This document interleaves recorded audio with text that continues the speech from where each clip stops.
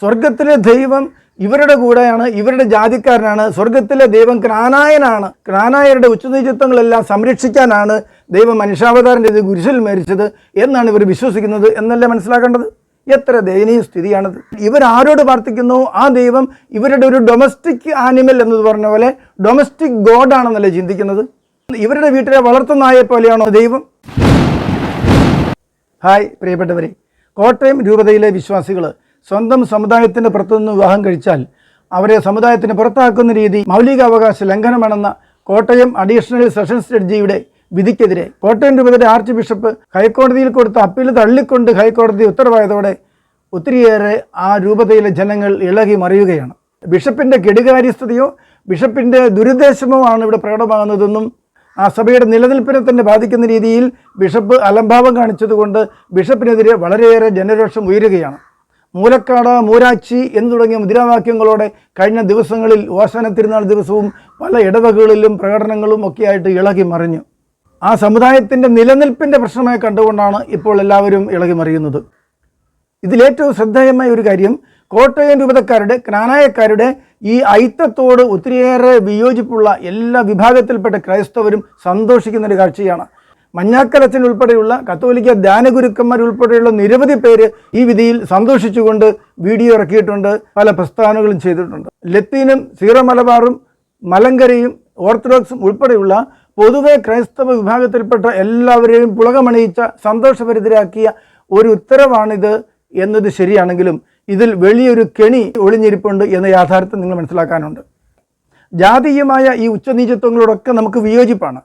എങ്കിലും ഹൈക്കോടതിയുടെ ഈ വിധിയിൽ നമുക്ക് ആഹ്ലാദിക്കാൻ വകയില്ല എന്നതാണ് യാഥാർത്ഥ്യം. കാരണം എന്താ? ജാതീയമായ ഉച്ചനീചത്വം പുലർത്തുക എന്നത് വളരെ തെറ്റായ കാര്യമാണ്, സമ്മതിക്കുന്നു.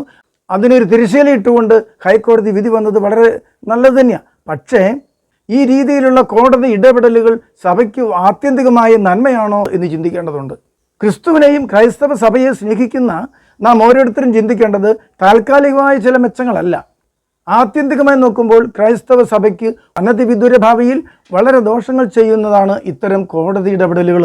കാരണം എന്താ? ഒരു വിശ്വാസി സമൂഹത്തിൻ്റെ ആചാരങ്ങളുമായോ വിശ്വാസങ്ങളുമായോ ബന്ധപ്പെട്ട കാര്യത്തിൽ കോടതി ഇടപെടലുകൾ ഉണ്ടാകുന്നത്, രാജ്യത്തിൻ്റെ ഭരണഘടന അനുസരിച്ച് വിധി നടത്തുന്നത് ഒരിക്കലും സ്വീകാര്യമല്ല. ഈ രീതിയിൽ വന്നാൽ വനിതാ പൗരോഹിത്യം എന്ന വിഷയത്തിൽ പൗരോഹിത്യത്തെ തൊഴിൽ മേഖലയെ കണ്ടുകൊണ്ട് പൗരോഹിത്യം സ്ത്രീകൾക്ക് അവകാശപ്പെട്ടതാണ്, സ്ത്രീകൾക്ക് കൊടുക്കുന്നില്ല, അതൊരു ലിംഗവിവേചനമാണ് എന്ന് ആരോപിച്ചുകൊണ്ട് ഭരണഘടന വാഗ്ദാനം ചെയ്യുന്ന തുല്യതയ്ക്കെതിരാണ് എന്ന് പറഞ്ഞുകൊണ്ട് പരാതി പോയാൽ അൽമായ സ്ത്രീകളെ സെമിനാരിയിൽ എടുക്കണമെന്നുമൊക്കെ കോടതി ഉത്തരവിട്ടാൽ സ്ഥിതി എന്താണ്? കത്തോലിക്ക പുരോഹിതർക്ക് മാത്രം വിവാഹം നിഷേധിക്കുന്നത് അനീതിയാണ്, അത് മൗലിക അവകാശ ലംഘനമാണെന്ന് കോടതി പറഞ്ഞ സ്ഥിതി എന്താണ്? അതുകൊണ്ട് ജാതീയമായ ഉച്ചനീചത്വങ്ങളൊക്കെ തകർക്കാൻ നല്ലതാണ് എന്ന് പറഞ്ഞ് ഈ വിധിയിൽ ആനന്ദിക്കുന്നവരും ഓർക്കുക, ഒരു മതവിശ്വാസത്തിൻ്റെ ഒരു സഭാവിഭാഗത്തിൻ്റെ ആചാരങ്ങളിലോ വിശ്വാസങ്ങളിലോ കോടതി ഇടപെടുന്നത് ആത്യന്തികമായി ക്രൈസ്തവ വിശ്വാസത്തിന് പ്രഹരമേൽപ്പിക്കുന്നതാണ്. അത് നാശകരമാണ്, വിനാശകരമാണെന്ന് ഓർക്കണം. ഏതെങ്കിലുമൊക്കെ അമ്പലങ്ങളിൽ പൂജാരിയായിട്ട് പെണ്ണുങ്ങൾക്ക് പണി കിട്ടുന്നില്ല എന്ന് പറഞ്ഞുകൊണ്ട് പെണ്ണുങ്ങൾ പരാതി കൊടുത്താൽ, അത് അനുവദിച്ചാൽ അവിടുത്തെ ആചാരപരമായ കാര്യങ്ങളിൽ, അവരുടെ വിശ്വാസപരമായ കാര്യങ്ങളിൽ എന്താണ് സ്ഥിതി?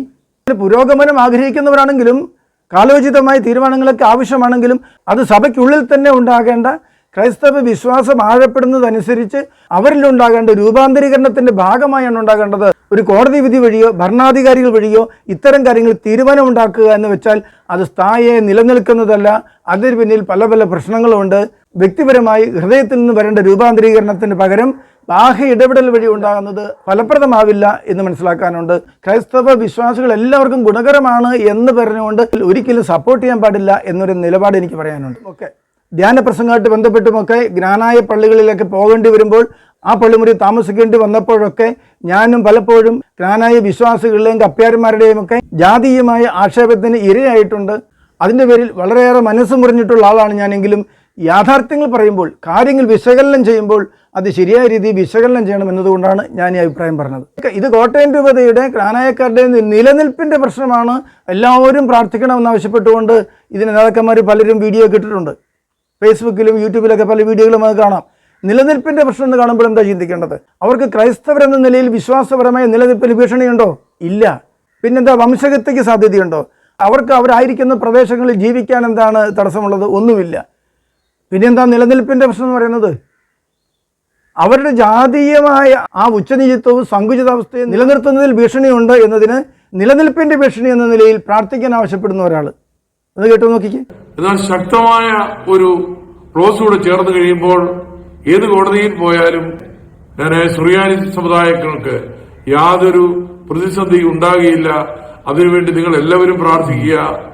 ശക്തമായ ഭരണഘടനയുണ്ട്, ഭരണഘടനയെ ക്ലോസ് അമെന്റ് ചെയ്തിട്ടുണ്ട്. അത് പ്രാവർത്തികമാക്കിയാൽ മതി. അതിനെല്ലാവരും അതിനുവേണ്ടി പ്രാർത്ഥിക്കണമെന്ന് അറിയിച്ചുകൊണ്ട് വളരെ മർമ്മപ്രധാനമായ ജ്ഞാനായക്കാരുടെ നിലനിൽപ്പിന്റെ ഈ ഒരു ഘട്ടത്തിൽ എല്ലാവരും പ്രാർത്ഥിക്കുകയും നമ്മുടെ എൻഡോഗമി നിലനിർത്തുന്നതിനു വേണ്ടി പരിശ്രമിക്കുകയും ചെയ്യണമെന്ന് അഭ്യർത്ഥിച്ചുകൊണ്ട് നിർത്തുന്നു. നന്ദി. എന്താണ് സ്ഥിതി?